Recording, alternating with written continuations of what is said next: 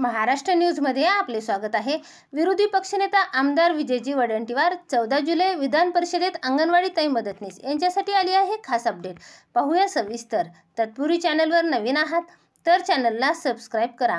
निकृष्ट पोषण आहार पुरवणाऱ्या कंत्राटदारांना काळ्या यादीत टाका, विजय वडेट्टीवार यांची विधानसभेत मागणी।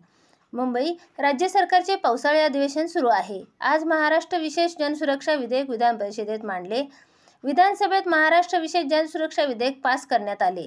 दरम्यान राज्यातील विविध प्रश्नावरून विरोधकांनी सरकारला घेरण्याचा प्रयत्न केला, तर राज्यातील अंगणवाड्यामध्ये पुरवला जाणारा निकृष्ट पोषण आहारावरून काँग्रेस आमदार विजय वडेट्टीवार हे विधानसभेत आक्रमक झाल्याचे पाहायला मिळाले।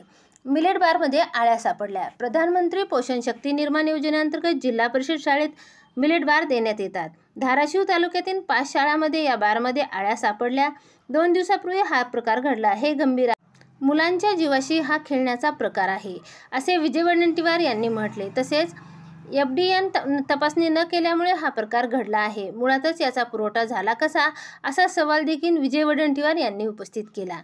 भ्रष्टाचार करणाऱ्या कंत्राटदारावर कारवाई करावी। पनवेलमध्ये एकात्मिक बालविकास योजनेअंतर्गत अंगणवाड्यामध्ये गर्भवती माता आणि लहान मुलांना बालकांना दिला जाणारा पोषण आहार निकृष्ट आहे। आहाराचे पाकिट उघडताच त्यात घाण वास येतो, त्यात मुंग्या असतात। असा पोषण आहार घरी न नेलेला बरा, असे लाभार्थ्यांना वाटते। त्यामुळे पोषण आहारात असा भ्रष्टाचार करणाऱ्या कंत्राटदारावर कारवाई करण्यात यावी, तसेच त्यांना काळ्या यादीत टाकावे, अशी मागणी काँग्रेस विधिमंडळ नेते विजय वडेट्टीवार यांनी केली।